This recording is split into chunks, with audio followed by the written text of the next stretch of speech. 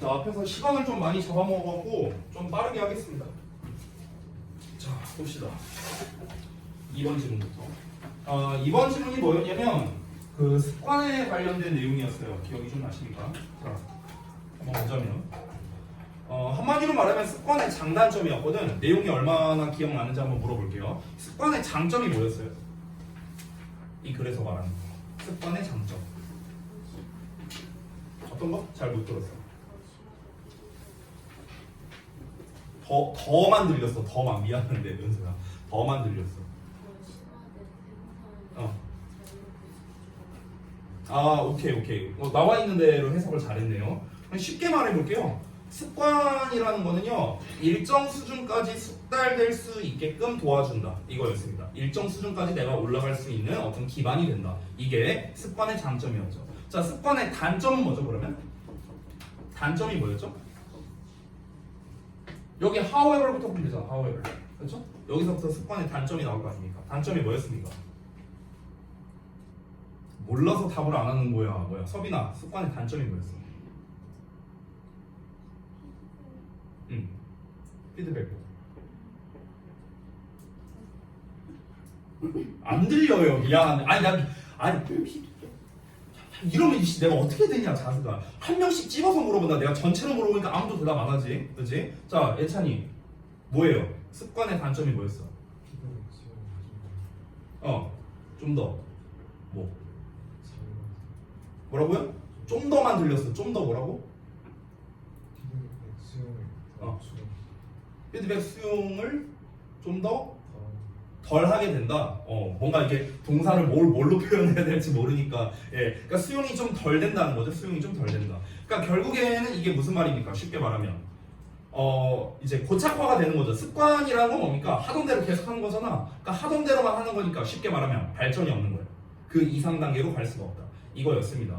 지난번에 제가 이렇게 장점과 단점이 나오는 경우에, 즉 플러스와 마이너스가 나오죠. 그러면 보통 어떤 흐름에 관련된 문제로서 출제하기가 좋다, 이런 얘기를 했어요. 흐름이라든가 아니면 어휘라든가 이런 거 출제하기 좋고, 만약에 제목과 같은 문제로 출제할 거라면요, 내가 어떤 표현 생각해라? 더블 edged sword, 이런 표현 기억하라고 했죠. 더블 edged sword, 양날의 검, 또는 내신 대비 때 알려줬었던 pros and cons, 이런 표현도 있습니다. pros and cons, 이게 뭐예요? 장단점이에요. 장단점, 장점과 단점. 됐죠? 자, 그래서 전체적인 내용 그랬고요. 그래서 1번에서 어휘 문제 나왔습니다. 정답이 4번인데 왜 정답이 4번인가? 봐봐. 미리 말하자면 however 기준으로 앞 내용까지가 습관의 장점이고요. however 기준으로 뒷부분이 습관의 단점입니다. 뒷내용을 봤을 때 the benefits of habits, 습관의 이점이 come at a cost, 대가가 따른대. 안 좋은 말이잖아. 대가가 따른다는 거. 그래서 어떻게 대가가 따르는가 뒷내용을 쭉 봤더니 여기를 봤을 때 you become more sensitive to feedback. 아까 피드백 얘기했었죠. 피드백에 더 민감해진대요. 피드백에 더 민감해진다는 거는 피드백을 잘 받아들인다는 거잖아. 근데 피드백을 잘 못 받아들인다고 했잖아. 그렇죠? 그렇기 때문에 more가 아니라 less라는 형태가 돼야겠죠. 그래서 답이 4번이 되는 거고. 자, 그 다음에 두 번째 볼게요. 자, 이 글의 제목입니다. 제목 뭐라고요? 습관의 장단점이라고. 그래서 장단점. 5번이 답인 거죠. 5번은 그냥 대놓고 쓴 거야. advantages and disadvantages. 대놓고 썼죠. 장점과 단점. 근데 고등학교 2학년 수준이라면 이런 식으로 내지 않습니다. 이건 진짜 쉽게 낸 거고요. 어떻게 낸다? 이런 표현 써서 낸다고. 이런 표현 써서. 더블 edged sword, 양날의 검이다. pros and cons, 장단점. 이런 표현 쓴다. 자, 넘어갈게요. 그 다음에 3번입니다. 이 3번은 지문 난이도가 조금 있었어요. 그 인공호흡기 막 이런 얘기 나왔었죠. 기억나십니까? 자, 이 글의 소재가 뭐였는지 혹시 기억납니까? 이 글이 뭐에 대한 얘기였어요? 오케이, 바로 그겁니다. 죽음의 기준이었어요. 죽음의 기준. 이게 이 글의 소재였습니다. 처음에는 심장 이식 수술에 대한 이야기가 나왔다가 그러다가 이제 인공호흡기의 발달로 이어졌는데, 생각을 해봐. 인공호흡기가 발달되기 전에는 어땠을까? 사람들이 심장이 안 뛰어서 죽었었어. 됐어? 근데 이 인공호흡기가 발달이 되니까 일단 심장은 살렸어. 근데 문제는 뭐야? 심장만 살아있는 거야. 나머지는 죽었고. 즉 뇌가 죽은 상태가 된 거죠. 그러면은 이 뇌사 상태인 것도 일종의 죽음으로 간주를 해야 되지 않는가? 이러면서 뇌사위원회가 열리게 된 거죠. 그래서 결국에는 예전에는 당연히 심장이 안 뛰는 상태를 죽음으로 받아들였었지만 심장만 뛰고 뇌가 죽은 상태라는 게 이제 새롭게 생긴 거잖아. 인공호흡기의 발달로 인해서. 그래서 새로운 죽음의 기준이라는 게 나타나게 된 거죠. 결국에는 죽음의 기준 이게 무엇인가가 바로 이 글의 소재, 주제였다. 자, 그러면 정리해보자면 이 부분 이제 영작하는 거였는데 여기에서 여러분이 대부분 요 시제 부분에서 많이 틀렸는데 사실 이거는 저는 틀릴 수 있다고 생각합니다. 근데 여기에서 수동형으로 which was introduced 이렇게 쓰신 분들이 이제 많이 있거든요. 사실 그렇게 써도 아주 큰 문제가 있지는 않아요. 그거 감안하고 제가 채점을 했습니다. 요건 넘어가고요. 그 다음에 요지 부분. 자, 여기에서는 B, D 하고 이렇게 철자가 나와 있는데 대부분 잘 맞춰주셨거든요. 그래서 뇌사가 새로운 죽음의 기준이 되었다라는 거죠. due to 뭐 때문이냐면요, 바로 호흡기, 인공호흡기의 발달 때문인 거죠. 아까 말했다시피 인공호흡기가 생겼으니까 뇌사라는 상태가 나올 수가 있었던 거예요.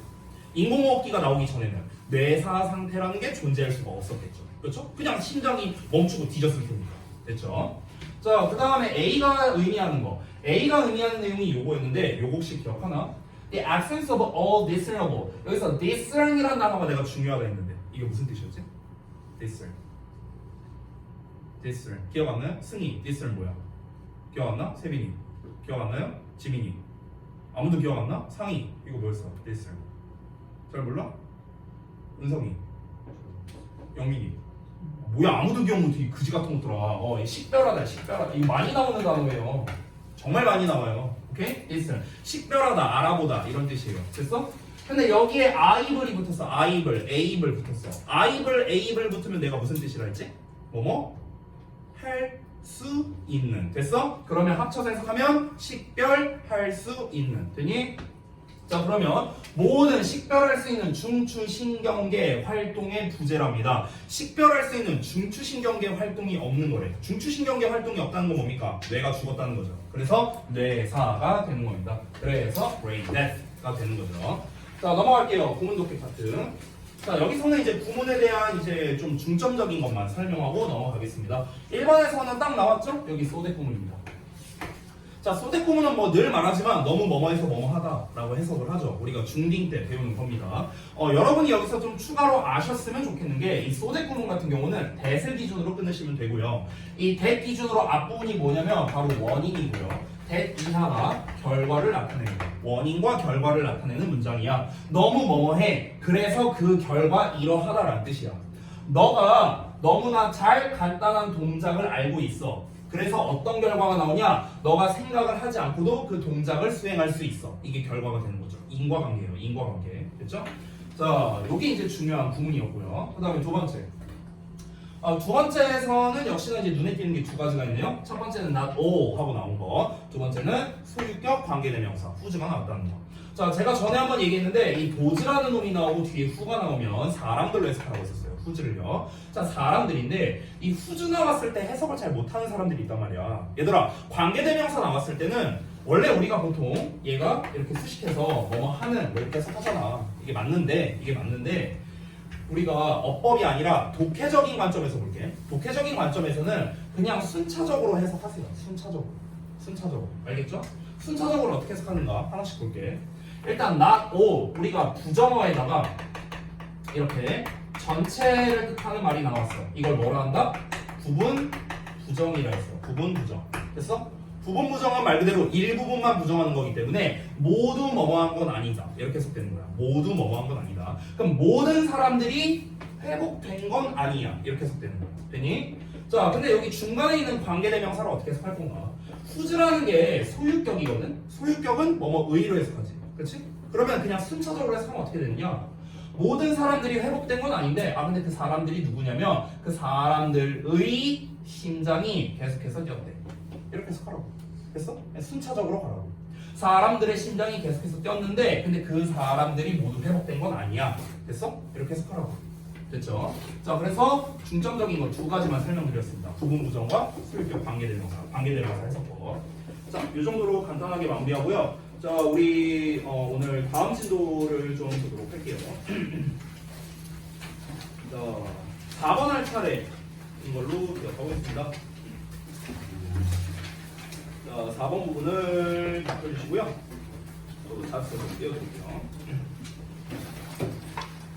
빈칸 문제로 나와 있거든요. 여러분 그 책에 필기할 공간이 있으시죠? 거기 우측 하단에 거기에다가 좀 필기를 좀 해주시면 좋겠습니다. 제가 팁으로 좀 알려드리고 싶은 게 있어요, 여러분들. 자, 팁 갑니다. 뭐냐면요, 빈칸 문제 푸는 거에 좀 기본을 알려줄게요. 기본, 가장 기본적인 거. 그래서 빈칸 문제 풀이라고 했어요. 빈칸 문제 풀이. 일단 기본은요 뭐냐면은 빈칸 문장은요 주제문일 가능성이 높습니다. 일단 이게 기본이에요. 그래서 빈칸이 포함되어 있는 문장, 지금 빈칸이 여기 있죠, 그렇죠? 이 빈칸이 포함되어 있는 문장은 기본적으로 주제일 가능성이 높습니다. 그러면 당연히 우리가 글의 주제를 알면 빈칸에 대한 답도 따라오겠죠, 그죠? 자, 그리고 빈칸 같은 경우는요, 요즘 최근 수능 메타로 따지면 빈칸이 어떻게 나오냐면 대부분은 재진술로 써 나옵니다. 재진술. 그래서 이 빈칸 문제 풀이에 포인트가 있습니다. 포인트가 뭐냐면 바로 재진술이에요. 재진술. 선생님, 재진술이라는 게 정확히 뭘 말하는 겁니까? 재진술이란 말 뜻은 말 그대로 다시 말한다는 뜻이죠. 다시 말한다. 그러니까 결국에는 재진술이라는 거는 반복된다라는 거거든요. 반복된다. 자, 어떻게 반복되는지 한번 볼까? 잘 봐봐. 지금 빈칸이 초반에 나와 있죠. 이렇게. 그럼 내가 팁을 하나 주자면, 아닌 경우도 많이 있는데 보통 빈칸이 이렇게 초반에 뚫려 있잖아. 그러면 이 첫 문장이 내가 뭐라고 했어?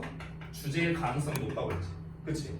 그러면은 당연히 우리가 이 뒷내용을 통해서 이 글의 주제가 무엇인지를 파악을 해야 돼요.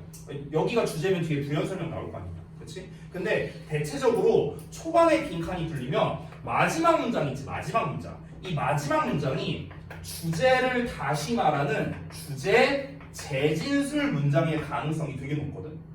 다시 한번.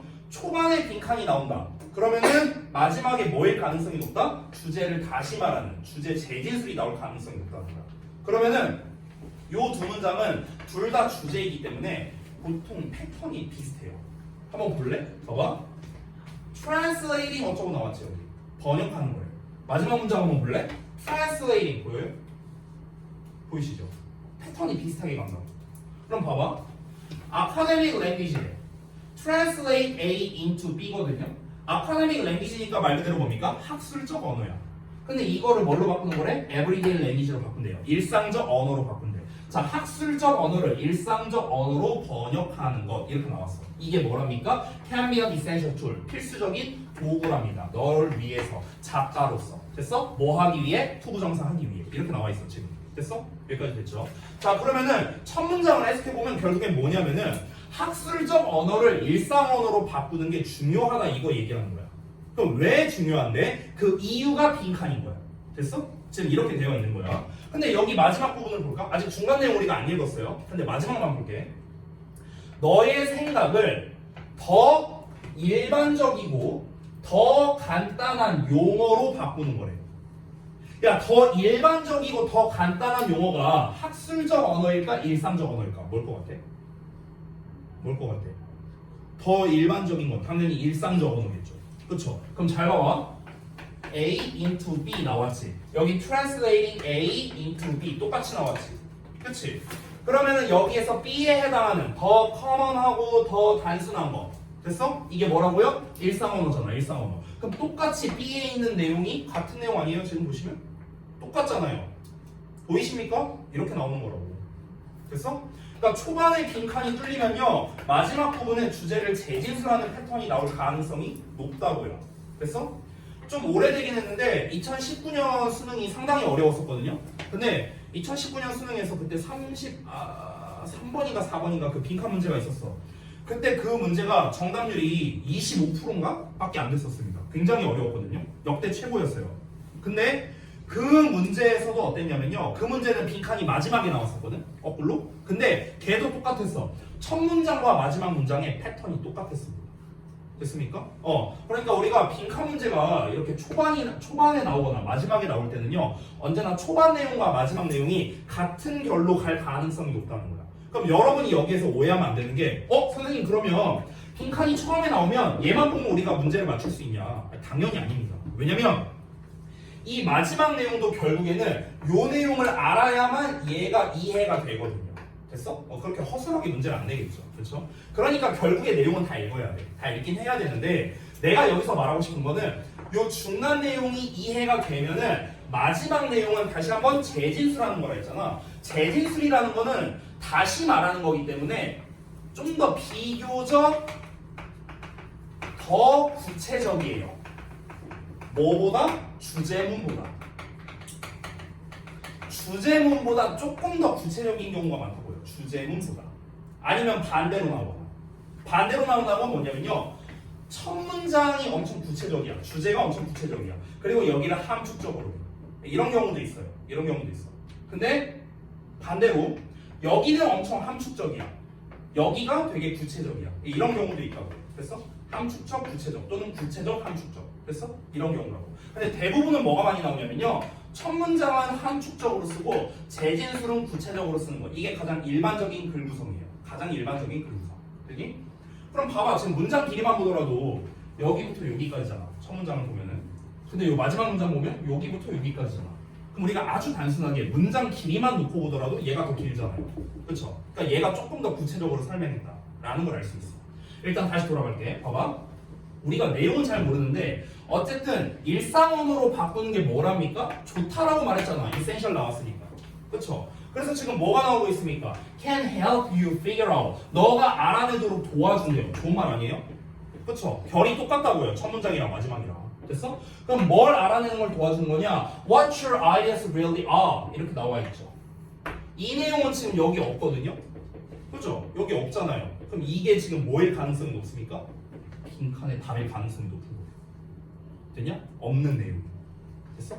선생님 뒤에 어쩌고 나왔는데요? As opposed to 어쩌고 나왔는데요? 얘는요 사실 필요 없는 내용이에요. 왜 그런 줄 알아요? As opposed to. 아니 니네가 정확히는 몰라도 opposite라는 게 뭔가 반대라는 거 정도는 알잖아요. 그렇죠? 그럼 이 뒷내용에 반해서 이런 거거든. 뒷내용에 반해서. 그럼 뒷내용에 반해서라고 했으니까 이건 반대되는 내용일 거 아닙니까? 그렇죠? 그럼 반대되는 내용이면 필요 없잖아요. 그렇죠? 그러면 실제로 what your ideas really are 있죠. 요게 빈칸의 정답과 가장 맞닿을 가능성이 높다는 거. 됐냐? 이게 일단 빈칸 풀이의 가장 기본이라는 거예요. 기본. 알겠냐? 이게 가장 기본적인 것 중 하나다. 다시 한번 말하는데 우리가 무슨 수학 공식도 아니고 100% 이렇게 푼다 하는 방법 같은 건 없어요. 글이잖아요. 글. 근데 우리가 일반적인 그런 고등학교 2학년, 3학년에서 요즘 수능 메타를 기준으로 얘기했을 때 다시 한번 말합니다. 재진술 메타이고요. 재진술 메타.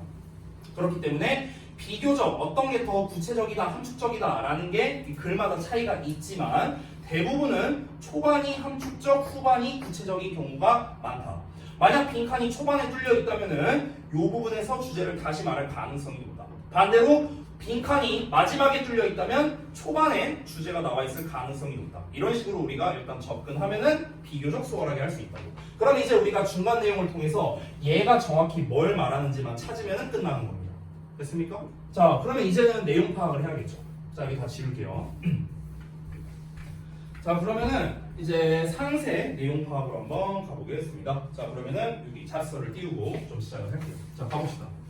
자, 학술적 언어를 일상적 언어로 번역하는 거래요. everyday가 이렇게 붙어 있으면은 일상적인이란 뜻이야. 니네가 알고 있는 매일매일의 everyday는 every 띄고 day예요. 알겠죠?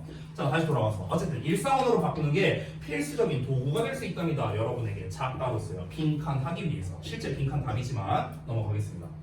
자, 이렇게 for 하고 시작하는데 여기 for 뒤를 보시면요. 여기 콤마는 따로 묶여있고 writing is 이렇게 주어 동사가 나와 있네요. for는 엄밀히 말하면은 전치사인데 어떻게 주어 동사가 나오는가? 여기서는 전치사가 아니고 접속사예요. 접속사. for가 접속사일 때는요. 왜냐하면이라고 해서 합니다. 왜냐하면 because로 생각하면 돼요. 자, 왜냐하면 as writing theorists often note.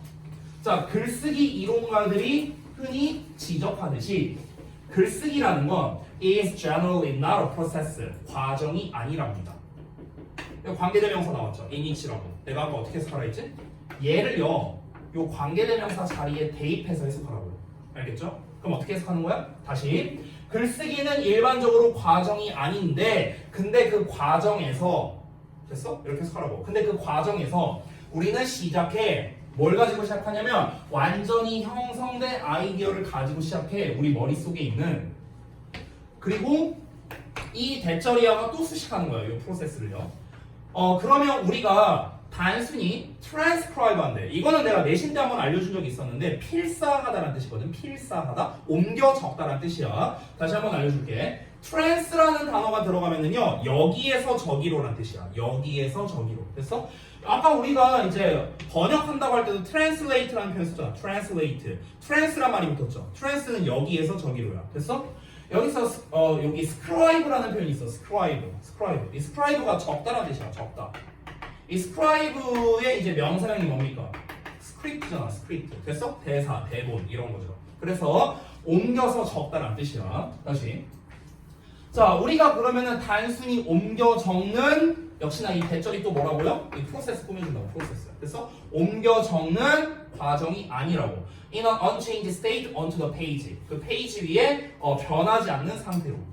자, 직역 다 했거든요. 뭔 말이야? 이게 중요하죠. 직역은 다 했잖아. 근데 뭔 말인지 모르겠죠. 그렇죠? 자, 이거를 그래서 한번 분석해 봅시다. 자, 다 지울게요. 지금 초반 주제에서 나온 얘기가 뭐였냐면요. 주제에서 나온 얘기는 저기 뭐야? 일상적 언어. 그러니까 글쓰기에서 정확하게 글쓰기를 할 때 글쓰기 할 때 일상 언어를 사용하는 거야. 일상 언어 사용. 이게 뭐다? 이게 좋다야. 쉽게 말하면. 그래서 이게 첫 문장에서 말한 거야. 선생님, 근데 첫 문장이 주제인지는 어떻게 알아요? 얘가 주제일 수도 있고 얘가 주제일 수도 있는 거 아니에요? 자, 우리 또 배웠던 걸 써먹어야죠. 첫 문장에서는 일상 언어, 학술적 언어 이런 말이 나왔거든. 근데 그 다음에 뭐가 나왔어? 소재가? 글쓰기라고 나왔어요. 글쓰기. 이게 첫 번째 소재가 바뀌었고요. 두 번째 글쓰기 이론가들이라고 했어. 그럼 글쓰기 이론가라는 거 한마디로 말하면 뭡니까? 전문가잖아. 전문가. 그럼 전문가의 이야기를 따와서 얘기한다는 것 자체가 구체적으로 설명하겠다는 거겠죠. 인용해온 거니까. 자, 구체적인 건 뭡니까? 예시죠. 됐어? 그래서 첫 문장이 주제, 여기서부터 예시 시작이다. 이런 걸 알 수 있는 거야. 다 배웠던 내용입니다. 자, 한 번 더 말할게요.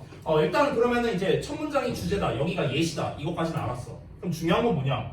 얘가 뭔 말이냐를 알아야 될 거 아니야. 얘가 뭔 말이냐. 지금 여기서 말하는 건 뭐냐면요. 여기 이제 부연 설명에서 얘기하는 거거든요. 글쓰기의 정의에 대해서 얘기를 하는 거야. 지금 첫 문장에서 말한 거는 얘가 좋다가 포인트거든요. 그리고 빈칸이 뚫려있죠. 첫 문장에는요. 빈칸 내용은 뭡니까? 아까 내가 살짝 얘기했는데 이유였어요. 이유. 그러니까 왜 중요한데? 그게 빈칸의 답이야. 됐어? 왜 중요한데? 뭘 위해서 중요한데? 그게 이유고. 지금 여기서는 봐봐. 글쓰기는 해갖고 주어 나왔지. 여기 현재 시제 나와있지.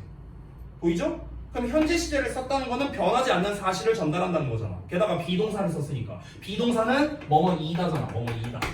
글쓰기란 이런 것이다. 이렇게 얘기하는 거야. 이게 뭡니까? 글쓰기란 이런 거다. 글쓰기의 개념, 글쓰기의 정의를 말하고 있는 거야. 됐어? 근데 글쓰기란 과정이 아니래. 어떤 과정이 아니냐? 우리가 우리 머릿속에 있는 어떤 생각이 있을 거 아니야.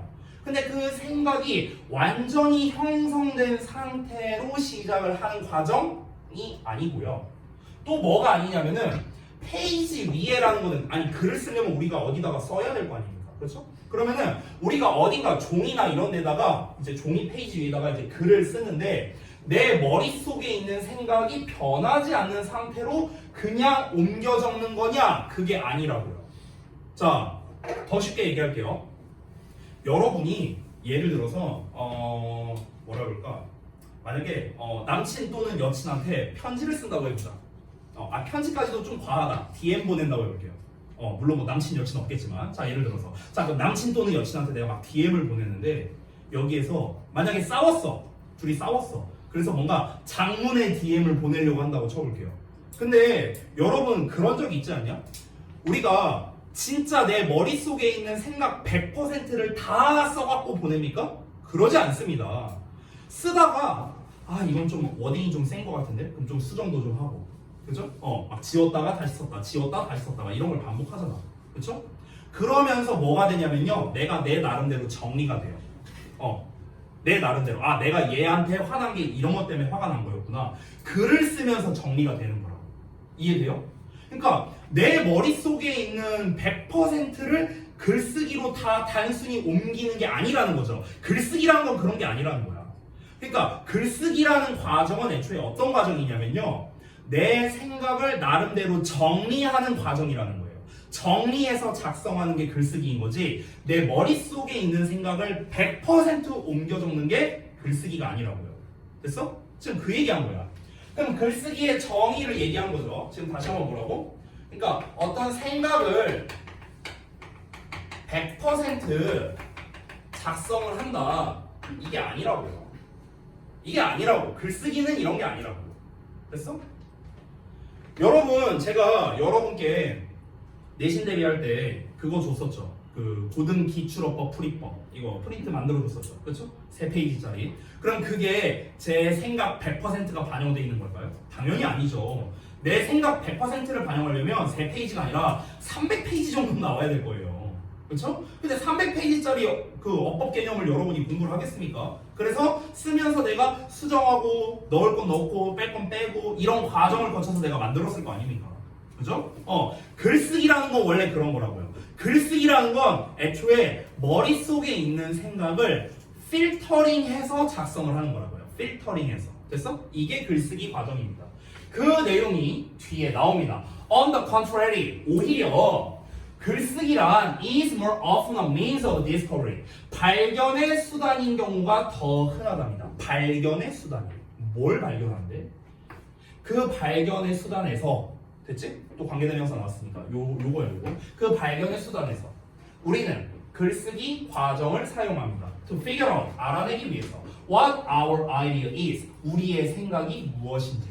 됐어? 그럼 결국에 글쓰기란 건 무엇이다? 나의 진정한 생각이 무엇인지 파악하기 위한 과정이라고. 됐어? 이게 글쓰기라고. 내 생각이 뭔지 정확하게 파악하기 위한 글쓰기라고요. 글쓰기.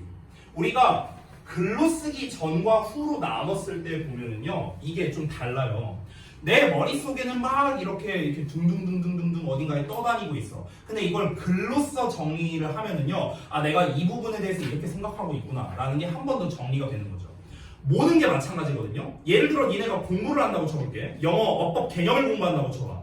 그러면 내가 너네한테 야 너네 관계대명사 알아? 투부정사 알아? 동명사 알아? 이렇게 얘기를 하면은요, 다 들어봤어요. 다 들어본 거잖아. 그럼 이거를 니네가 아는 대로 백지에다가 다 써봐 이래. 그러면은 막상 잘 못 쓸 거예요. 잘 못 쓸 거야. 관계대명사 뭐지? 백지에다 막 써야 돼. 그러면은 쓰는 걸로는 정리가 잘 안 되는 거야. 됐어? 그러니까 내 머릿속에 동명사니 관계대명사니 뭐가 막 이렇게 있긴 있는데 이걸 글로써 정리해서 쓰려고 하니까 잘 안 된다는 거죠. 애초에 글쓰기라는 게 그런 거거든.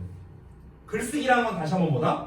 내가 가지고 있는 진짜 생각이 뭔지를 파악하기 위한 과정인 거예요. 됐어?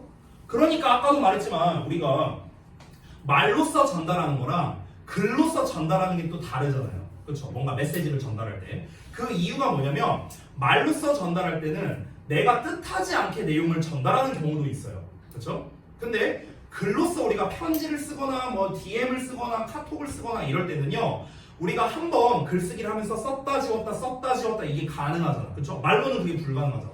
근데 글은 가능하잖아. 그러면서 나의 진짜 생각이 무엇인지를 정리하고 보내는 게 글의 버전이라는 거죠. 됐어요? 다시 한번 말합니다. 글이라는 거, 글쓰기란 건 무엇이다? 내 진정한 생각이 뭐냐를 파악하기 위한 과정이다. 여기까지 왔죠? 여기까지 됐어? 자, 근데 여러분 잘 봐봐. 문제가 있어. 첫 문장에서 읽었을 때 우리가 파악한 내용은 뭐였냐면 일상언어를 사용하는 게 중요하다고 했었어.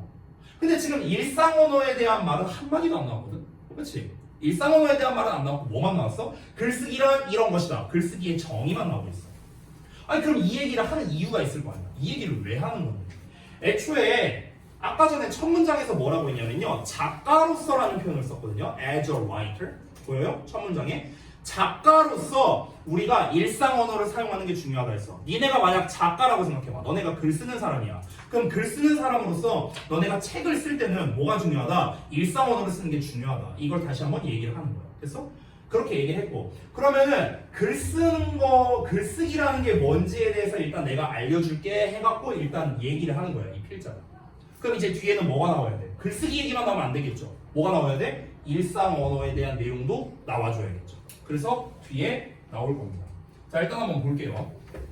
아직 일상 언어에 대한 이야기가 나오지는 않았습니다. 근데 여기서 안 나왔거든? 근데 그 다음 문장 볼래? 다음 문장 보면 여기 보여? Everyday language? 보이죠? 여기서부터 일상 언어에 대한 설명을 하기 시작한 겁니다. 그럼 여기까지는 글쓰기에 대한 얘기를 아마 할 거예요. 자, 이어서 보자. This is why 하고 나왔는데 여기 밑줄 좀 쳐놓고요. 해석을 써둡시다. This is why 나오면요. 이렇게 해석하세요. 그래서입니다. 그래서. 이렇게 해석해라. This is why를 원래 정석대로 해석하면 이것이 뭐뭐한 이유이다. 이렇게 해석을 하는데 그렇게 하지 마시고요. 그냥 그래서로 해석하세요. 이게 제일 깔끔해요. 안 헷갈리고요. 알겠죠? This is why가 뭐라고요? 그래서라고. 그래서. This is because로 나오면 그냥 그대로 해석하세요. 이것은 뭐뭐 때문이다. 이렇게 해석하시고요. This is why, 뭐 that is why, it is why 이렇게 나왔어. 어떻게 해석해라? 그래서로 해석해라. 세 번 얘기했습니다. 다시 갈게요. 그래서 작가들은 are often surprised. 종종 놀라게 된대. 왜 놀라게 되냐면 알게 돼서 놀라게 된대. 뭘 알게 돼서? 대절 안에 what절이 또 있는 거야. 그래서 what절이 어디까지인가? 여기까지야. 됐어? 여기까지가 주어. 대절의 동사가 이렇게 동사. 이렇게 나온 거다. 자, 다시 볼게. What they end up with on the page. 그들이 결국 페이지 위에 적히는 내용이 is quite different. 꽤나 다르대요. 뭐랑? From what they thought it would be. 그들이 원래 그렇게 생각했던 거랑은 꽤나 다르답니다. When they started. 그들이 시작할 때요. 글쓰기를 시작할 때. 됐어? 그러니까 처음에는 내가 글을 쓸 때는 아 이런 의도로 써야지 해갖고 했는데 쓰다 보니까 달라지게 된다는 거야. 됐어? 왜냐면은 글쓰기를 통해서 내 진정한 생각이 뭔지 알게 되는 거야. 나도 몰랐던 내 생각을 파악하게 되는 거야. 그러다 보니까 놀라게 된다는 거죠. 좀 다른 예시도 들어볼게요. 그 제가 건너 아는 분 중에 직접 아는 분은 아니고요. 건너 아는 분 중에 이제 그 웹툰 작가 하시는 분이 있어요. 이제 그 저기 뭐야 대학 일기 하는 그 이제 웹툰 작가 분을 이제 그러니까 제가 직접 아는 사이는 아니고요. 이제 건너 아는 사이인데 근데 이제 그 제가 이제 그분을 이렇게 건너 통해서 이제 얘기를 들었는데 그 웹툰을 이제 만드시는 분들이 보통 스토리랑 이제 그 저기 뭐야 그림이랑 이런 거를 같이 이제 할 거 아니에요? 그러면은 그런 경우가 있대. 이게 연재를 좀 길게 하다 보면은 소위 말하는 설정 오류가 생기는 경우가 되게 많은 거야. 그러니까 초반에는 설정이 이랬는데 나중 가니까 설정이 이렇게 바뀌는 거야. 이런 경우가 사실 되게 빈번하게 있거든요. 저도 어려서부터 만화책을 좋아해갖고 막 드래곤볼 같은 거 보면은요 옛날이랑 최근 거랑 보면은 이 설정이 막 말도 안 되는 것들이 막 많아요. 그러면은 이 설정 오류라는 게 왜 생기는 거냐라는 거를 이제 그 작가한테 이제 직접 들었는데 왜 그러냐면 자기가 맨 처음에 구상해 놓은 설정이 있대요. 맨 처음에. 그러니까 머릿속에 생각을 해놓은 거죠. 근데 이거를 일명 콘티를 짠다고 하죠. 그러니까 콘티를 짤 때 글을 쓸 거 아니야. 스토리를 이제 처음에 얘가 주인공이 뭐하고 이렇게 글로 써. 근데 글로 쓰다 보니까 이게 바뀌는 거야. 그러니까 글을 쓰다 보니까 이거 이렇게 하면 더 재밌겠는데? 이렇게 된다는 거야. 그리고 실제로 그렇게 바뀌었을 때 독자들의 반응이 또 좋았어. 그러면 이제 또 이 바뀐 버전으로 뭔가 이렇게 계속 가는 거죠. 됐어? 그러니까 이런 것처럼 내가 처음에 이제 생각해 놓은 거를 글로 옮겨 적는 게 100% 반영되는 게 아니라고요. 됐어요? 글쓰기라는 게 원래 그런 거라고, 원래. 그래서 글쓴이들 본인들조차도 놀라게 된다고요. 내가 처음에는 의도한 게 이게 아니었는데 이게 여기까지 왔네? 이러면서. 됐어? 그 얘기 한 겁니다. 여전히 뭐에 대한 얘기한 겁니까? 글쓰기란 이런 것이다. 에 대해서 정의를 얘기했습니다. 자, 다음 내용 볼게요. 여기부터 시점이 바뀝니다. 또 what절이 나왔죠. What we are trying to say here. 그럼 우리가 여기서 하고자 하는 말이 뭐냐면 자, 지금까지 얘기한 건 뭡니까? 실컷. 글쓰기가 이런 거다. 글쓰기의 정의만 얘기했어. 근데 이 글은 글쓰기에 대한 이야기가 아니죠. 일상 언어를 사용하는 게 좋대. 그 이유가 뭐다? 이것 때문이야. 우리가 지금 알아내야 되는 건 뭡니까? 이걸 알아야 돼요. 이유를 알아내야 되거든. 근데 이유는커녕 일상 언어에 대한 얘기만 나왔어요. 지금 글쓰기에 대한 얘기만 나왔어요. 그렇죠? 그래서 단서가 이제 슬슬 나올 겁니다. 우리가 여기서 하고자 하는 것은 대절이한데 일상 언어가 아주 중요하대요. 얘들아 봐봐. 일상 언어가 아주 중요하다라는 요 멘트 어디 나왔습니까? 첫 문장에 일상 언어로 바꾸는 게 중요한 도구다. 여기 나왔죠? 똑같은 말이죠. 그럼 얘도 재진술이네. 근데 뭐에 있어서 중요하냐면 this discovery process 이런 발견 과정에서 중요하대요. 발견 과정에. 그럼 여기서 말하는 이러한 발견 과정이 뭔데요? 이거 아니에요? 아까 봤죠? 나의 진정한 생각이 뭔지를 발견한다. 파악하는 과정이다. 이게 뭡니까? 이러한 발견 과정이 되는 거야. 이거에 있어서 중요하대. 정리 좀 해보자. 지금까지 실컷 글쓰기에 대한 이야기를 했는데 아까 첫 문장에서는 일상 언어를 사용하는 게 중요하대. 왜냐하면은 빈칸 때문에. 근데 이 빈칸에 대한 단서를 우리가 찾고 있었어. 그러면서 글쓰기에 대한 정의를 말하고 있는데 글쓰기에서 중요한 건 무엇이다? 나의 진정한 생각이 무엇인가? 이거를 파악하는 게 중요하대. 근데 지금 여기서 뭐라고 하고 있습니까? 일상 언어가 이 발견 과정에서 중요하다는 거야. 일상 언어가. 더 쉽게 말하면 우리가 다시 작가라고 한번 쳐보자. 내가 글을 써. 근데 학술적 언어로 막 어려운 용어를 썼어. 이렇게 하다 보면은요. 내가 진짜로 생각하는 게 뭔지를 발견하기가 어렵다는 거야. 왜냐면 용어가 어려우니까. 됐어? 내 진정한 생각이 뭔지를 내가 발견할 수 없는 거예요. 됐어? 근데 일상적인 언어로 쓰면 일상적인 언어는 비교적 좀 더 쉬운 단어잖아. 그렇죠? 그러면 이렇게 쉬운 표현으로 쓰면은 내가 진짜로 하고 싶었던 말이 이런 거구나 라는 거를 알게 된다는 거죠. 됐어? 그러면 여러분 정답이 사실상 나왔거든요. 글쓰기 할 때 일상 언어를 사용하는 이유가 그러니까 일상 언어를 사용하는 게 중요한 이유가 바로 무엇입니까? 내 진정한 생각이 뭔지 파악하기 위해서인 거예요. 됐냐? 자, 왜 이게 정답인지 이해가 돼요? 한 번 더 설명할게요. 이해 안 된 사람 있을 거야. 다시 봐봐. 글을 쓴다는 건 뭐라고요? 내 생각을 스스로 파악하기 위해서라고요. 왜 글로 쓴다? 내가 생각하는 게 뭐지? 이걸 알기 위해서라고. 됐어? 이게 글쓰기라고. 근데 우리가 어려운 용어로서 내가 글을 써버리면 내가 진짜로 하고 싶은 말이 뭔지 나도 헷갈린다. 그러니까 내가 쉬운 표현을 써야만 내가 얘한테 전달하고 싶은 말이 이런 거였구나 라는 걸 내가 파악할 수가 있다고. 됐어?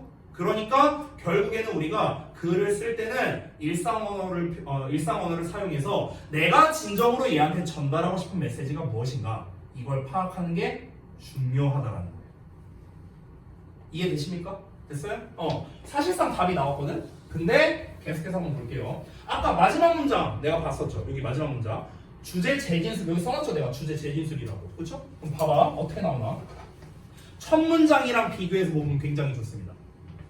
너의 생각을 더 흔하고 그리고 더 단순한 용어로 번역하는 거예요. 아까 말했죠? 이게 뭐라고요? 일상 언어라고. 일상 언어. 됐어? 일상 언어로 바꾸는 게 뭐라고요? 너가 파악하도록 도와준대. 잘 봐. 일상 언어가 어떻게 연결되나 봐봐. 일상 언어가 파악하는 거에 있어서 도움이 된대요. 뭘 파악하는 거를? 너의 생각이 정말로 무엇인지를. 너의 생각이 무엇인지를. 지금 똑같이 나오잖아. 보여? 너의 진정한 생각이 뭔지를 파악하도록 도와준대. As opposed to what you initially imagined they were.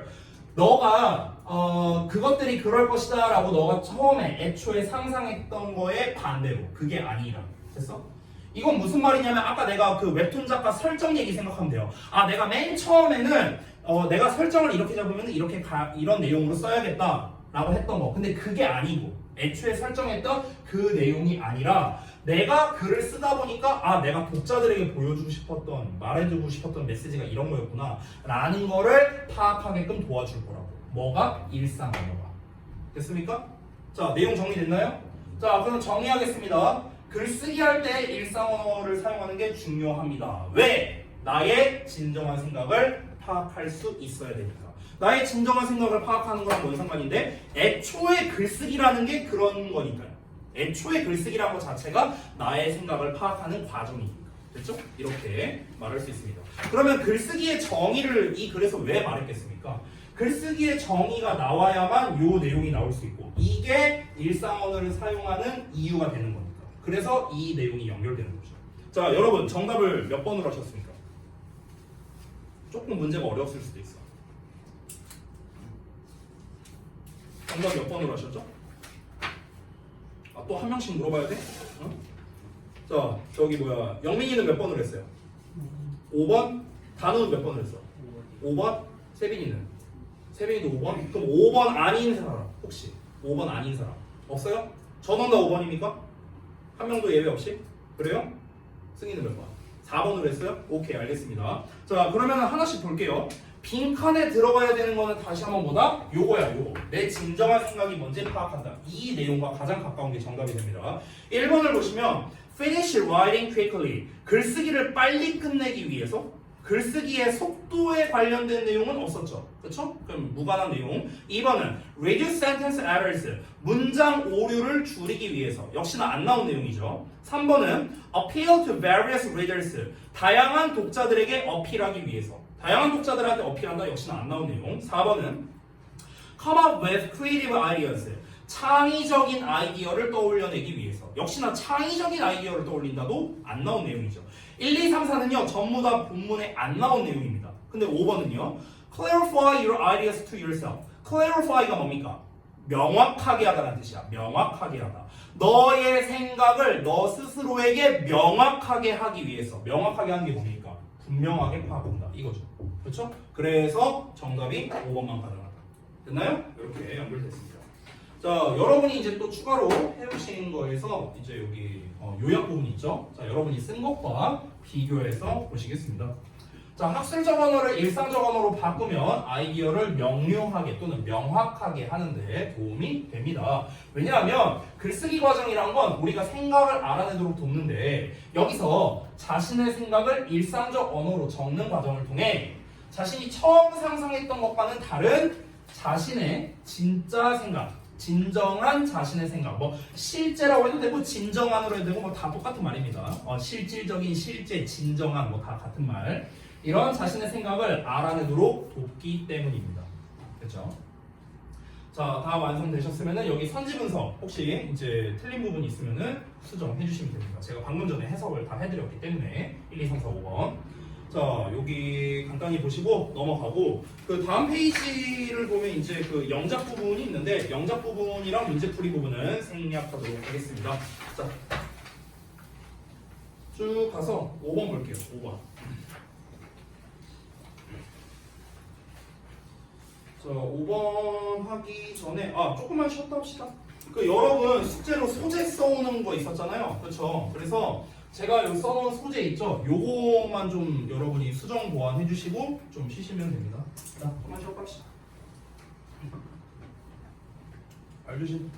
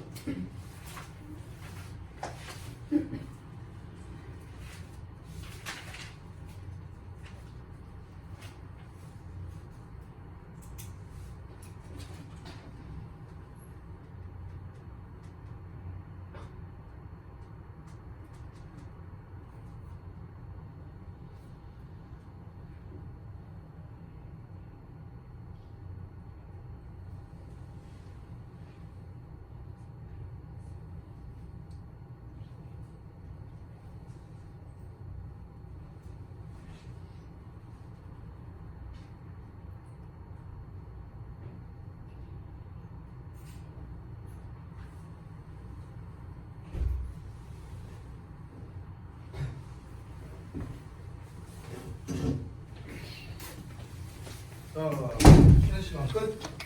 따봅시다.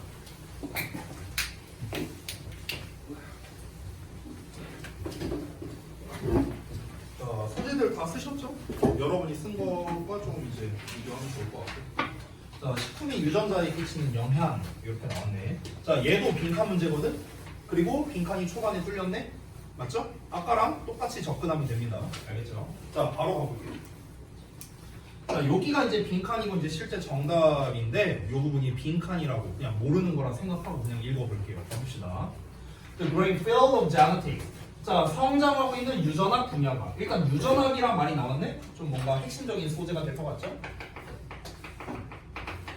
자, 성장하고 있는 유전학 분야가 is showing us. 우리에게 보여준대. 왓절을. What many scientists have suspected for years. 많은 과학자들이 수년간 의심해왔던 것을 우리에게 보여준답니다. 그럼 수년간 의심해온 게 뭔데? 빈칸이래. 됐어? 자, 그럼 이제 이거는 이제 빈칸을 찾아야겠죠. 유전학이라는 분야가 있는데 이 분야에서 과학자들이 의심하고 있는 사항이 있대. 근데 그 의심이 빈칸이래. 이제 이걸 찾아야 돼. 자, 이어서 가볼게요. 다음 내용을 보면은 보자. 여기냐? 여기 있는데요. This information helps us. 이러한 정보가 우리에게 도와주는데 뭘 도와주냐면 better understand. 더 잘 이해되도록 도와줍니다. 대절을요. The genes are under our control. 자, 이 유전자라는 게 우리 통제 하에 있다. 됐어? 우리 통제 하에 있다는 거는 유전자라는 게 우리가 통제가 가능한 영역이다. 이걸 얘기하는 거죠. 그리고 that's something we must obey. obey라는 거는 복종하다, 순종하다, 따르다 뭐 이런 뜻이야. 그럼 우리가 반드시 순종해야만 하는 어떠한 것이 아니다 라는 걸 이해할 수 있답니다. 이 정보를 통해서요. 이 빈칸을 통해서 뭘 알 수 있냐면요. 빈칸을 통해서 알 수 있는 게 있대요. 그게 바로 뭐랍니까? 주제로 칠게요. 유전자라는 거는요. 원래 유전자 하면 우리가 딱 떠오르는 게 뭡니까? 물려받은 거잖아. 물려받은 거. 선천적인 거죠. 그쵸? 내가 마음대로 선택할 수 없는 거. 이거죠. 이게 유전자잖아. 그치? 그럼 보통 우리가 유전자에 대해서 일반적인 통념, 가지고 있는 통념은 무엇입니까? 내가 어찌할 수 없는 거. 이거예요. 근데 지금 여기서 뭐라고 하고 있습니까? 빈칸을 통해서 뭘 알 수 있다? 유전자는요? 통제 가능하다. 무조건 복종해야 하는 게 아니래요. 유전자를 우리가 거스를 수 있다는 거예요. 이 빈칸 내용을 통해서. 아니, 유전자를 어떻게 거슬러? 어떻게 거스르지? 아니, 유전자란 건 말 그대로 그냥 우리 부모님한테 물려받은 거잖아. 물려받은 선천적인 특성, 이게 유전자잖아. 그치? 근데 이거를 어떻게 바꿀 수가 있지? 뭔가가 있겠죠? 자, 뒷내용을 보겠습니다. 자, 우리가 배웠던 내용이 나왔는데요. 여기 봐봐. consider로 시작하죠. 뭐뭐라고 생각해보자, 고려해보자 이렇게 나왔어요. 여러분 혹시 기억납니까? 예시가 시작될 때는 뭐뭐 해보자 라는 말투로 나온다는 거. 기억나시죠? 첫 번째. 또 두 번째는 새로운 소재가 등장한다는 거. 새로운 소재 뭐가 나왔습니까? Identical twins, 쌍둥이 나왔잖아. 일란성 쌍둥이. 됐죠? 자, 지금까지 쌍둥이기 없었잖아. 유전자이기 실컷 나왔잖아. 그렇죠? 그럼 여기가 예시가 시작되는 부분이다. 그럼 앞에 나온 내용이 주제겠구나. 이렇게 우리가 볼 수 있는 겁니다. 사실상 이 두 문장을 다 주제라고 봐도 되는 거야. 됐죠? 자, 다시 볼게요. 아이덴티컬이 뭐냐면 동일한이라는 뜻이거든. 그럼 동일한 쌍둥이니까 일란성 쌍둥이가 되는 거예요. 됐죠? 자, 그럼 일란성 쌍둥이를 한번 생각해 보자입니다. Both individuals. 자, 두 개개인은 are given the same genes. 똑같은 유전자를 받았죠. 맞죠? In midlife, 중년에 one twin. 자, 한 쌍둥이는요, develops cancer. 암을 발달시킨다. 암에 걸리게 된대요.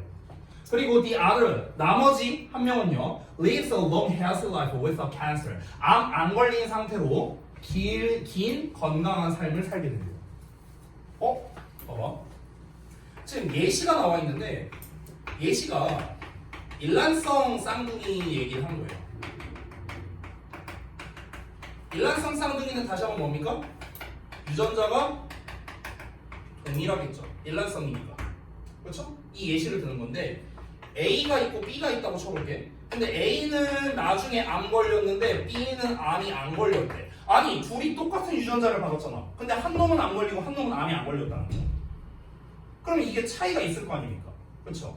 그러면 결국에 암에 걸리고 안 걸린 거의 차이는 선천적 유전자로 인해서 그런 게 아니라는 거겠네요. 그렇죠? 아니 선천적 유전자 때문에 그런 거면 둘 다 걸리거나 둘 다 안 걸려야 될 거 아니야. 그렇잖아. 근데 한 명은 걸리고 한 명은 안 걸렸대. 그러면 이거는 뭡니까? 통제 가능한 영역이다라는 걸 말하는 거겠죠. 아까 말했다시피 통제 가능한 영역이다. 됐어? 이거 자체가 통제 가능한 영역이라는 거를 증명하는 셈인 거죠. 됐어? 좀 더 구체적인 내용을 볼게요. A specific gene. 자, 특정 유전자가 instructed one twin. 자, 쌍둥이 한 명한테 instruct 지시한대요. 뭘 지시하느냐? To develop cancer. 암에 걸리도록 지시한답니다. 즉 이게 무슨 말이냐면요.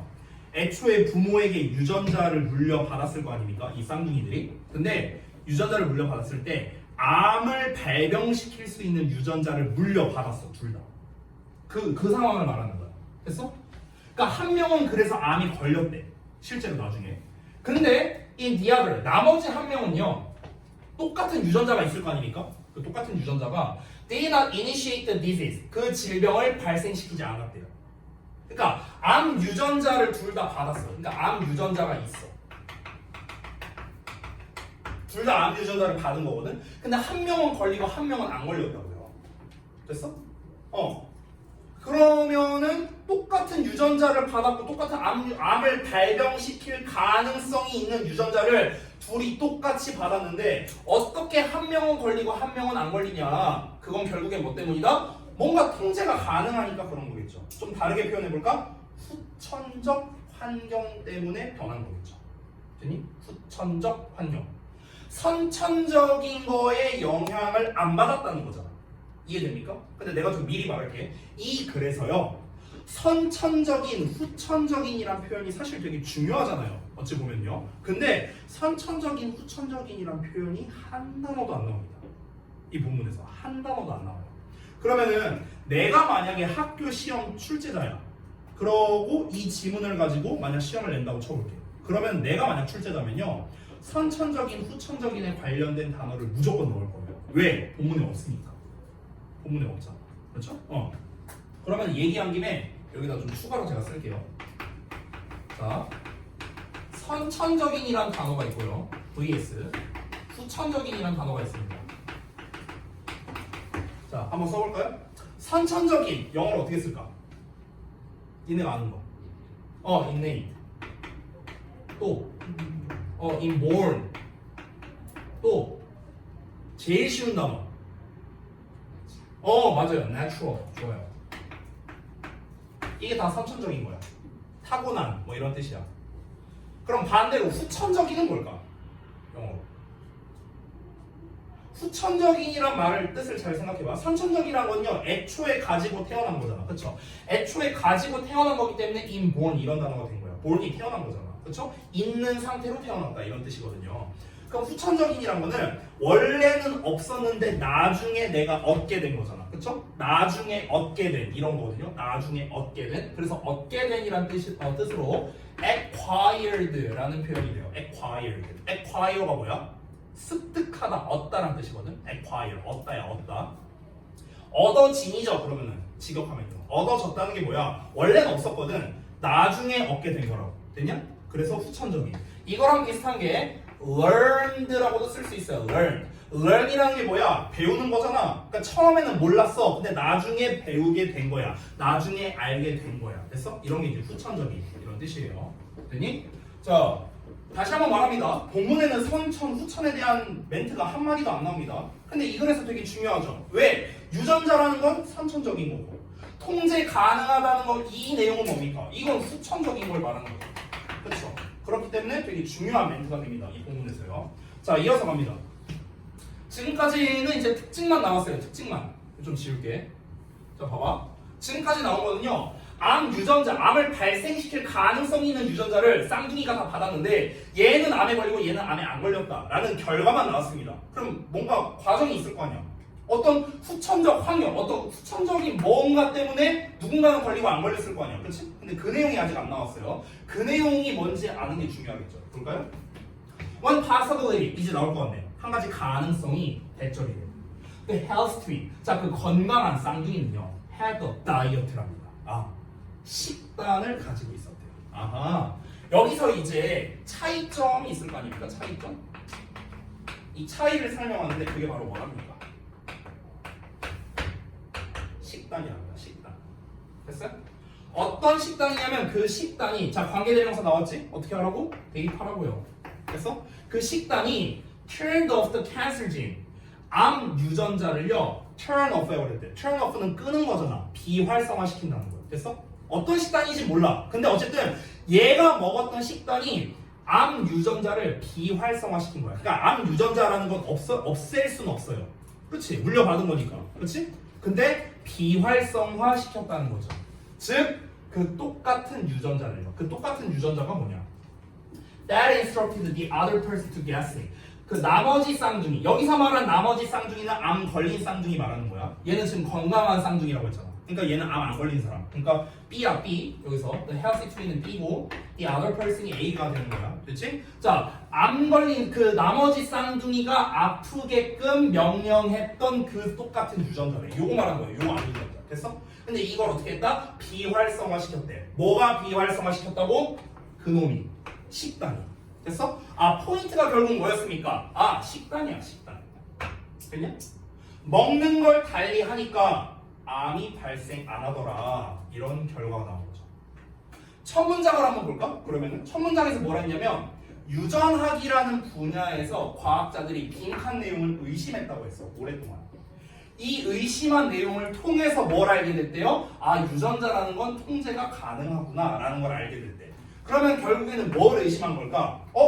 식단이라는 걸 통해서 이 유전이라는 게 꼭 무조건 우리가 이 통제 불가능한 거는 아니구나. 이 그러니까 식단을 통해서 우리가 어느 정도 이 유전에 저항할 수 있구나. 뭐 대충 이런 내용 나오면 되지 않을까요? 그죠?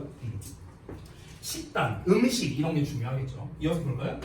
For many years, 자 수년간 과학자들은 have recognized, 인정해왔습니다. Other environmental factors, 다른 환경적 요소들. 그러니까 환경적 요소라는 게 결국 이런 거 말하는 거 있죠. 식단과 같은 거. 이렇게 such as 나오면 얘들아 예시라고 생각하면 돼. 예시. 자 예를 들면은 chemical toxins래요. 화학적 독소. 그 대표적인 게 뭡니까? 담배죠, 담배. 그러니까 이런 거와 같은 환경적 요소를 인정을 해왔는데 이 환경적 요소가 can contribute to cancer, 암을 유발할 수 있다는 걸 인정했답니다. Through their actions on genes, 유전자에 대한 그들의 작용을 통해서요. 그러니까 이게 결국에 뭘 말하는 거냐면 내가 아무리 처음에 선천적으로 암을 발병시킬 만한 유전자를 가지고 태어난다 하더라도 후천적인 환경으로 커버가 가능하다. 그 얘기하는 거예요 지금. 됐어? 다 똑같아요. 다 똑같아.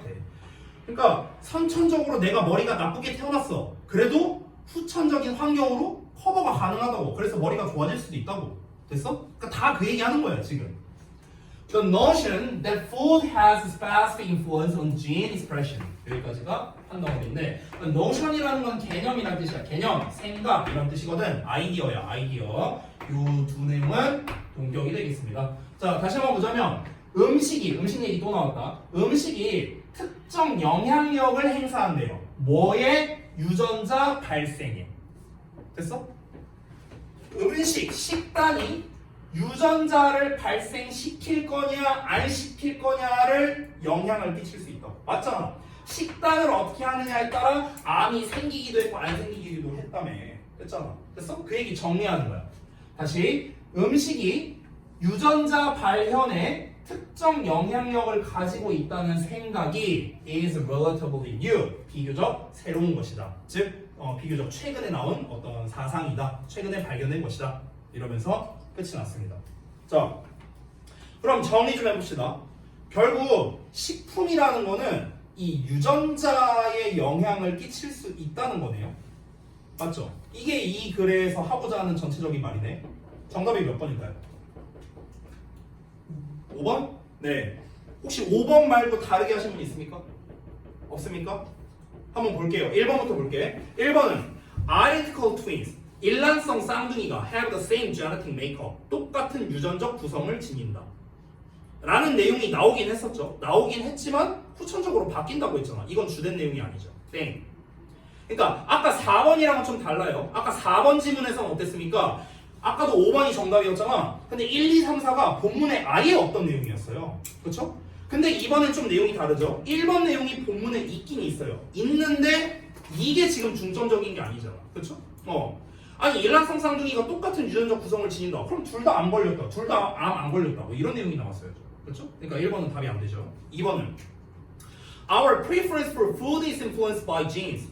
음식에 대한 우리의 선호는 유전자에 의해 영향을 받는다. 음식의 선호도 전혀 안 나온 내용이죠. 넘어갈게요. 3번. Balanced diet is essential for our mental health. 자, 균형 잡힌 식단이 우리의 정신 건강에 필수적이다. 정신 건강 안 나온 내용이죠. 4번 갈게요. Genetic engineering can cure some fatal disease. 유전공학은 몇몇 치명적인 질병을 치료할 수 있다. 유전공학을 통해서 치명적 질병 치료가 가능하다. 질병 치료에 대한 얘기 역시나 아닙니다. 5번 볼까요? Foods can immediately influence the genetic blueprint. 이 blueprint라는 말 때문에 좀 어려울 수 있는데 blueprint가 청사진이라는 뜻이거든요. 청사진. 여러분 청사진이 뭔지 알아요? 잘 몰라요? 다르게 표현하면 개요도? 개요도도 잘 모르나? 더 쉽게 말할까? 전반적인 틀. 됐어? 전체적인 틀. 이걸 청사진이라고 해요. 됐어? 전체적인 틀, 개요 이런 걸 청사진이라고 합니다. 그러면 직역을 다시 한번 해보자면 식품은 유전자 전반적인 틀에 영향을 줄 수 있다. 맞잖아. 식단을 어떻게 하느냐에 따라서 유전자, 암을 발병시킬 가능성이 있는 이 유전자의 전반적인 틀에 영향을 준 거죠. 걸리게 하거나 안 걸리게 하거나. 됐습니까? 즉 후천적 영향력을 행사할 수 있다는 거죠.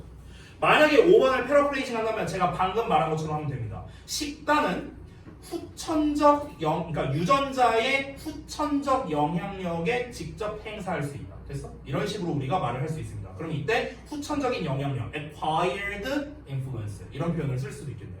됐나요? 자, 그러면 여러분이 해오신 거 한번 바로 보겠습니다. 정답 5번 나왔고요. 자, 요약 부분 같이 봅시다. 유전학 분야는 유전자가 질병을 가져오는 게 아니고요. 오히려 환경이 유전자에 작용한다고. 환경이 후천적 환경을 말하는 거죠. 그래서 질병을 불러올 수 있다는 것을 알게 됐답니다. 무조건 유전이 다가 아니라는 거예요. 예를 들자면 쌍둥이 중 한 명이 암에 걸려. 나머지 한 명은 걸리지 않아. 이런 경우에 건강한 쌍둥이는 암 유전자를 중단시키는, 없애버리는 뭐 이런 식사를 한 거겠죠. 따라서 식단은 뭐 다 똑같은 말입니다. 유전자 청사진에 즉시 영향을 끼칠 수 있다는 겁니다. 됐습니까? 이게 전체적인 내용이었다. 자, 그래서 이렇게 내용을 봤고요. 그 다음 내용을 한번 볼게요. 6번까지 하고 마무리하겠습니다. 이건 뚝딱 끝내겠습니다. 그렇게 어렵지 않았고요. 자, 소재를 한번 써봅시다. 소재. 뭐라고 써있습니까? 갑작스러운 성공의 위험성 이렇게 나와 있습니다. 이거 좀 지울게요. 여러분 참고로 이런 류의 소재가요 정말 많이 나옵니다. 모의고사 같은 거 읽다 보면 뭐든지 간에 그러니까 갑작스러운 성공, 그러니까 갑작스럽다라는 건 언제나 안 좋은 말로 나오는 경우가 많아요. 갑작스러운 변화, 갑작스러운 성공, 뭔가 갑작스럽다라는 건요 대부분 안 좋습니다. 자, 제가 이 글을요 전체적인 거를 이해를 시켜드릴게요. 그리고 빨리 읽겠습니다. 전반적인 내용이 뭐냐면요 말 그대로예요. 갑작스러운 성공이 위험하다. 그래서 갑작스러운 성공의 가장 대표적인 사례를 말해주겠습니다. 무엇이냐? 바로 도박이에요. 이게 가장 대표적인 예시야. 우리가 도박을 했다고 쳐볼게요. 그래서 내가 도박을 예를 들어 처음 해봤어. 처음 해봤는데 한 방에 예를 들어 한 10억 땄어.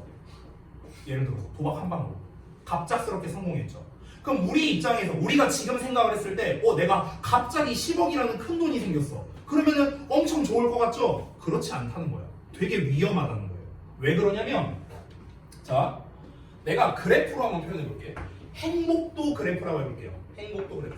여기가 T고요. 여기가 행복도야. 자, 그러면은 사람이라는 게 항상 행복할 수 없잖아. 그럼 조증이지.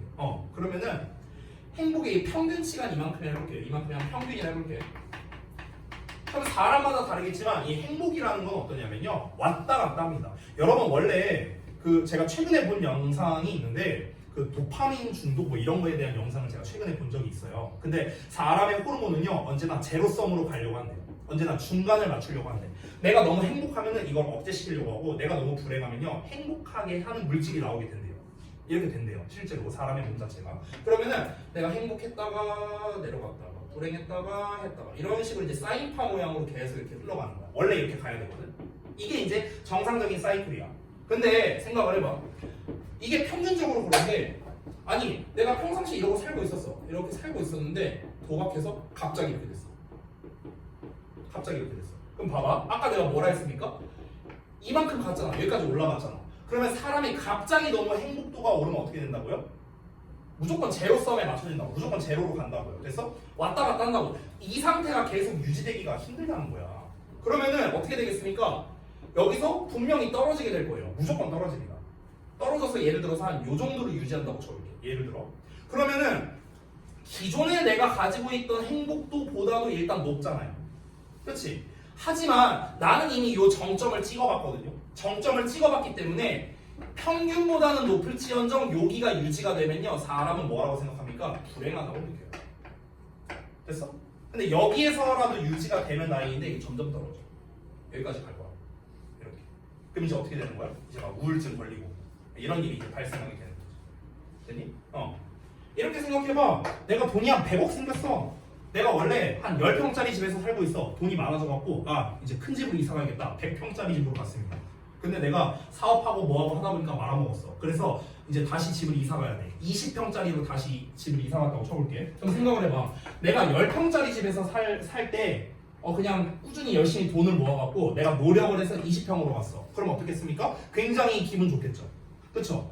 내가 노력한 뭔가 대가를 받는구나 이렇게 생각할 수 있잖아. 근데 내가 10평짜리 집에서 살다가 100평짜리에서 살다가 20평으로 갔습니다. 그럼 어떻겠습니까? 굉장히 불행해질 거라고. 됐습니까? 그러니까 사람은요 기본적으로 어떻게 되냐면 다운그레이드를 경험하면 굉장히 불행해져요. 어쩔 수 없잖아요. 그렇죠? 여기에서 여기로 가는 건 업그레이드인데 여기에서 여기로 가는 거는 다운그레이드잖아. 엄청난 다운그레이드죠. 이 다운그레이드를 경험하는 순간 사람이 엄청나게 우울하게 된다고요. 그러면 이 우울감을 겪지 않기 위해서 어떻게 할까요? 사람은 어떻게 할까? 행복감을 느껴야 됩니다. 내가 행복감, 이 정점을 찍었던 걸 한 100이라는 수치라고 한번 쳐볼게요. 그럼 나는 이 100이라는 행복감을 다시 맛보기 위해서 어떻게든 다시 가려고 합니다. 어떻게든 다시 100을 찍으려고 해요. 근데 이 100을 찍었던 게 내 실력으로 찍은 겁니까? 아니잖아요. 운빨이었잖아. 그치? 그럼 이런 행운이 또다시 찾아오겠냐고. 거의 안 오겠죠. 도박사들의 마인드가 이거예요, 여러분. 도박사들은요, 어떻겠습니까? 한번 내가 돈을 한번 10억 벌었어. 근데 내가 돈을 다 날렸어. 그럼 내가 그 10억을 벌었을 때 그 어떤 희열감, 이걸 다시 한번 느껴보고 싶어. 그래서 도박을 계속 하는 거예요. 그래서 계속 하는 거예요. 근데 이제 그 제 지인 중에서 그 강원랜드 있잖아요. 거기서 이제 일했던 친구가 한 명 있거든요. 근데 그 친구한테 얘기를 들었는데 나도 자세한 건 모르는데요. 그런 이제 그 도박하는 곳 있잖아요. 그곳은요 길게 있으면 무조건 돈을 잃는 구조예요. 100% 잃는 데요. 돈을. 그렇게 설계가 돼 있대요. 나도 자세한 건 모르는데. 그러니까 짧게 있을수록 돈을 벌 가능성이 높대요. 길게 거기에 오래 있을수록, 그러니까 도박이라는 것 자체가 오래 할수록 돈을 무조건 잃는 구조예요. 무조건. 그러니까 강원랜드가 계속 돌아가겠죠. 거기 라스베가스가 계속 돌아가는 이유가 그런 거겠죠. 뭐. 됐니? 그러니까 이제 사람들은 근데 마음이 어떻겠습니까? 그 절정, 그 희열감을 다시 한번 느껴보고 싶은 거야. 그러니까 도박에 빠지고 막 그런 극단적인 걸로 가는 거죠. 뭐 마약에 빠지고 이런 이유가 결국에 이 갑작스러운 성공으로 인한 희열감 이것 때문에 그런 거예요. 됐어? 이게 글의 전체적인 내용입니다. 됐어? 어려울 거 없죠. 됐어? 자, 그럼 우리가 글을 이해했다라는 이 전반적인 내용을 이해했으니까 그러면 문제 부분을 한번 보자면 봐봐. 전체 내용을 다 설명했으니까. 그럼 여기 보면 첫 문장부터 갑작스러운 성공이나 상금이 아주 위험하다라고 얘기를 하고 있어. 그럼 왜 위험한지 이유가 있을 거 아닙니까? 화학물질이라는 게 뇌에서 나오는데 근데 그 화학물질이라는 게 뭔가 흥분과 에너지를 폭발적인 분출을 한대요. 팍 하고 나오는 거야. 그래서 도파민이 팍 하고 나오는 거야. 그래서 결국에는 이 경험을 반복하고자 하는 욕구로 이어지겠죠. 반복한다라는 거 그럼 전혀 문제될 게 없죠. 이 경험을 계속해서 느끼고 싶다는 거예요. 이해됩니까? 계속 내가 돈을 많이 벌었던 그 경험을 계속 이어서 가고 싶은 거야. 그러니까 도박 계속 하는 거예요. 됐니?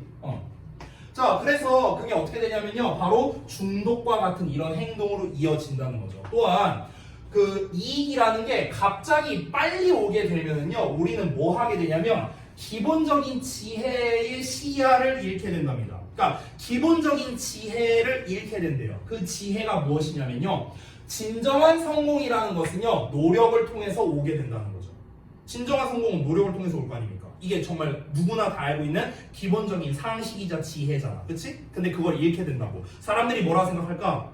내가 열심히 겁나 공부해갖고 뭐 대학교 가고 뭐 어디 취직해갖고 돈 버는 거? 필요 없어. 인생은 한 방이야. 이렇게 생각하게 된다고. 됐어? 그런 기본적인 지혜조차도 잃게 된다는 거죠. 아니 인생은 한 방이래. 근데 그 한 방으로 인생이 끝나면 다행인데 안 끝나죠 보통은요. 안 끝나잖아. 뭐 로또 당첨되면 인생 끝나나? 안 끝나요. 안 끝나. 집 한 채도 못 사는데 뭐. 그러니까 그거 하고 뭐 끝낼 것도 아닌데요 뭐. We do not 어쩌고 나왔죠. 여기는 단어가 좀 중요하니까 이거 단어 좀 체크하자. Take into account. 요거 단어 뜻 좀 써두자. 이게 고려하다야. 뭐를 고려하다. 자 그럼 우리가 뭘 고려하지 않냐면요. 아까 전에 내가 뭐라 했습니까? 갑작스러운 성공은 실력이라고 했어? 운빨이라고 했어? 운이라고 했지. 운빨. 그렇죠? 그러면은 운이 하는 역할이 있을 거 아닙니까? 운이 역할을 한 거지 내 실력이 역할을 한 게 아니잖아. 그치? 그러니까 운이 역할을 한 거를 고려하지 않는다는 거야. 내가 비록 지금 돈을 다시 잃었지만 이거 한 번만 대박 나면은 내가 다시 10억 딸 수 있어. 이렇게 생각하잖아. 도박사들이 전형적인 마인드잖아요. 그쵸? 운이 하는 역할을 전혀 고려하지 않는 거야. 근데 뭐에 있어서 hard earned gains라고 나와 있지. hard earned는요 열심히 해서 번 이익이에요. 야 이게 열심히 해서 번 겁니까? 아니잖아요. 갑자기 번 거잖아. 갑자기. 그러니까 답이 3번이 되는 거야. 됐냐? 4번 내용도 보면요. 여기 건너뛰고 볼게요. 우리가 우월감을 느끼고요. 우리는요 특히나 어떤 사람들에게 resistant 저항하게 된대. 이 저항한다는 내용이 맞는지 한번 볼까요? 여기서 말하는 우리는 누구냐면요 이미 중독된 사람들 말하는 거야. 됐어? 그런 도박이나 이런 거 중독된 사람들 뭐에 저항하게 되냐면 어떤 사람이든 간에 저항하게 된대. 근데 그게 누구냐면요 우리에게 경고해 주는 사람이야. 야 너 그렇게 하면 안 돼. 너 정신 차려. 이런 사람한테 저항하게 된다는 거야. 네가 뭘 알아? 내가 이거 한 번만 하면 나 다시 한번 돈 딸 수 있어. 대박 날 수 있어. 이러잖아. 옆에서 누가 경고를 하는 거야. 야 너 그렇게 도박하면 안 돼. 그럼 거기다 대고 도박 중독자가 나 도박하면 안 되는구나. 누가 이래요. 말 안 듣잖아. 저항하게 된다. 그 얘기하는 거야. 4번 문제 없죠? 5번 볼까요? 자, because this cannot be sustained. 하지만 이것은요 지속될 수가 없겠죠. 아까 뭐라 했습니까? 그 고양감, 그 희열감이 어떻게 계속 지속되겠냐? 안 되잖아. 불가능하죠. 그러니까 결국에 우리는요 불가피한 추락을 경험할 수밖에 없는 겁니다. 무조건 추락한다고. 아까 내가 그래프 보여줬잖아. 무조건 추락한다니까. 됐어? 이게 유지가 안 된다고요. 유지가 안 된다고. 니네가 로또로 10억 됐어. 그럼 다음 주에도 그 다음 주에도 그 다음 주에도 로또 10억 계속 당첨될 수 있어요? 말이 안 되잖아. 말이 안 되잖아. 어떻게 그 희열감을 계속 느끼겠습니까? 말이 안 된다고. 그럼 무조건 추락이에요. 무조건 추락. 내가 월급으로 뭐 여러분이 만약에 월급으로 한 100억씩 받는 거 아닌 이상 말이 안 되잖아요. 그렇잖아. 그러니까 계속 추락을 하게 됩니다. 그래서 그것이 더 고통스럽겠죠. 그러니까 우울증 걸리고요. 됐니? 아까 말했죠. 계속 추락하는 거야. 우울증 걸린다고요. 아까 제가 했던 얘기죠. 이게 바로 뭐라고요? 전형적인 도박사들의 경향성이라고요. 그래서 도박사들이 이렇게 한다고. 근데 이게 도박사들만 그런 것뿐만 아니라 이 비즈니스 사업하는 사람들도 똑같이 이런 거를 겪게 된답니다. 또는 어떤 사람들도 이걸 겪게 되냐면요. 갑자기 주목을 받게 되는 사람들도 이런 걸 겪는데요. 예를 들면 인플루언서, 연예인, 갑자기 팍 뜬 사람들 있잖아. 이런 사람들. 그렇죠? 이런 사람들도 어떻게 되겠습니까? 물론 이제 실력으로 올라간 사람들도 있겠죠. 근데 갑자기 뭔가 우연으로서 이제 대중들의 관심을 받게 되면은 추락만 하게 되는 거예요. 그게 유지되는 연예인 또는 인플루언서 거의 없죠. 그래서 지금 이 글에서 전반적으로 말한 거 뭡니까? 갑작스러운 성공은 위험할 수밖에 없다. 첫 문장부터 끝까지 다 그 얘기였고요. 자, 내용 정리하고 마치겠습니다. 자, 갑작스러운 성공이나 상금은요 우리를 무분별하고 광적인 행동으로 이끈다고요. 자, 그리고 성공을 위해서는요 노력을 해야 한다는 이런 기본적 지혜마저도 잊어버리게 되고요. 운이 하는 역할을 고려하지 않습니다. 운빨로 된 건데 그걸 생각하지 못한다고요. 결과적으로 갑작스러운 성공이 주는 우월감을 유지하기 위해서 어떻게 되겠습니까? 지속적으로 도전을 하겠죠. 근데 어떻게 되겠습니까? 그게 지속이 안 된다고요. 아까 말했던 도박 계속하는 행위 말하는 겁니다. 그러니까 당연히 고통스러운 실패로 이어질 수밖에 없는 거죠. 근데 제가 여러 가지를 경험해본 결과 갑작스러운 성공이 대부분 위험하거든요. 근데 리스크가 덜한 게 한 가지 있어요. 뭐냐? 성적입니다. 이건 리스크가 덜합니다. 4등급인데 갑자기 1등급 됐어. 갑작스러운 성공이죠. 그럼 사람은 어떻게 한다고요? 이 1등급을 한번 찍어본 사람은요, 보통 이 등급이 잘 안 떨어져요. 그렇지 않냐? 이 주변에, 니네 주변에 잘하는 친구들 있잖아. 보통은 등급이 잘 안 떨어져. 왜 그럴까? 한번 맛을 봤거든요. 이 희열감을 계속 느껴야 되거든. 됐어? 그래서 어떻게든 이걸 유지하려고 노력을 합니다. 근데 이거는 사실 리스크가 있는 게 아니잖아요. 오히려 좋은 거잖아. 그렇지? 한번 찍어보세요. 찍어보세요. 자, 수고들 하셨고 여기까지 해서 마치겠습니다. 숙제 말씀드리고 마칠게요. 아까 그 단어 페널티 지적했던 분들 오늘 페널티 다 쓰고 가셔야 됩니다. 아까도 말했지만 예외 없습니다. 자, 그리고 세빈이는 그 숙제 검사랑 거 다 받고 끝나고. 자, 다음 거가 지난번에 7번까지 있습니다. 8번부터 내드리겠습니다.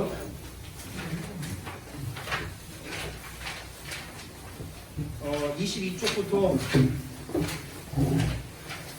33쪽까지입니다. 11번까지. 아니요. 다음 시간부터입니다. 8에서 11번. 22에서 33까지. 자, 여기까지 우리 늘 하던 대로 제가 또 정확하게 써놓을 테니까.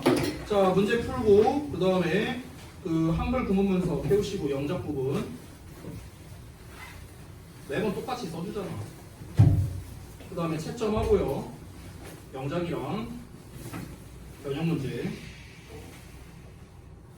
자, 그리고 항상 말하는 거 마지막으로 소재 작성해 주시면 되겠습니다. 한글로 쓰시면 됩니다. 자, 수고들 했고 단어 페널티 다 마무리하고 에이트한테 바로 가시기 바랍니다.